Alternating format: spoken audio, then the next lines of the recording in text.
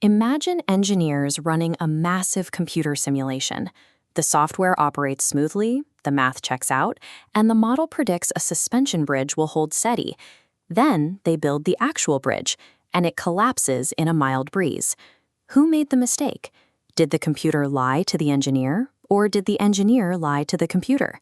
We model everything from hurricane paths to colliding galaxies using digital twins, mathematical replicas of physical systems. But these models lay a cognitive trap.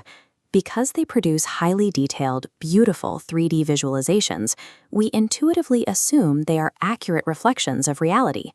We tend to think that if a complex program compiles correctly and runs to the end without crashing, the output must be true. A clean run, however, only proves the machine obediently did what it was told. To trust a model, scientists rely on a strict two-step discipline. First is verification, ensuring our abstract mathematical logic locks together perfectly. Second is verification, ensuring those equations align with the physical mechanics of the real world. If we skip this sequence and lump the math and the physics together, we mistake an advanced calculator for a crystal ball. And in engineering, that leads to disastrous real-world decisions. Verification is purely a mathematical audit. It asks one highly specific question: are we solving the equations right? At this stage, we ignore the physical world entirely to focus on hunting down software bugs and testing our digital logic. This animated graph shows what happens when we ask a computer to simulate aerodynamics using a coarse, blocky grid. Computers cannot process fluid, continuous physics. They slice space into discrete meshes. Here, the math struggles, and calculated drag fluctuates wildly. To fix this, we look for grid convergence. As the grid subdivides, errors shrink, and the graph levels out into a steady output. If you keep shrinking the digital mesh and the output number never stabilizes, your code contains a deep mathematical flaw. You cannot move forward. This is why the pipeline is so rigid. You have to isolate and eliminate the numerical errors in your software before you even attempt to evaluate how well your model reflects reality. You cannot diagnose a flawed physics theory if your calculator is broken. Passing verification means you have built a mathematically flawless tool, but a flawless equation can still perfectly describe a completely inaccurate physical reality. That brings us to validation.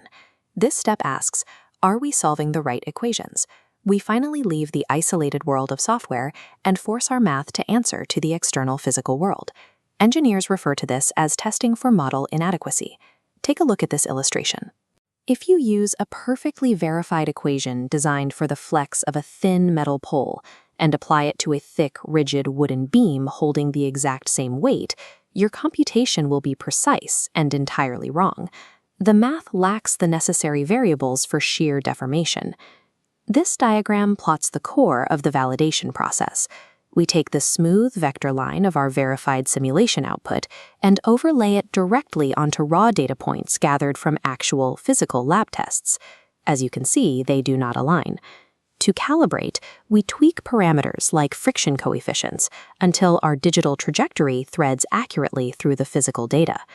To put it simply, verification patches our code. Validation corrects our underlying understanding of physics. But even a perfectly calibrated model only proves that we can successfully mimic past experiments. Believing that this guarantees a flawless prediction of an untested future event introduces our final and most dangerous blind spot.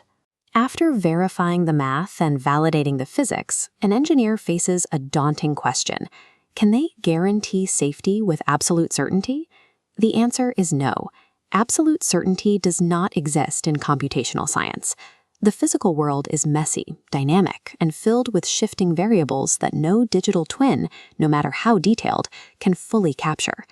This chart visualizes the solution: uncertainty quantification, or UQ. We start with our verified, validated trend line moving forward. But as we push into the future, we have to mathematically measure our own doubt, expanding the projection outward into a shaded cone of probability. This shifts how high-stakes decisions are made. Instead of asking a simulation for one exact answer, decision-makers use UQ to calculate the precise statistical probability of a worst-case scenario. The complete process demands discipline. You verify the internal math, you validate against the external physics, and you quantify the lingering uncertainty. Computer simulations are incredibly powerful, but they are still mathematical hypotheses.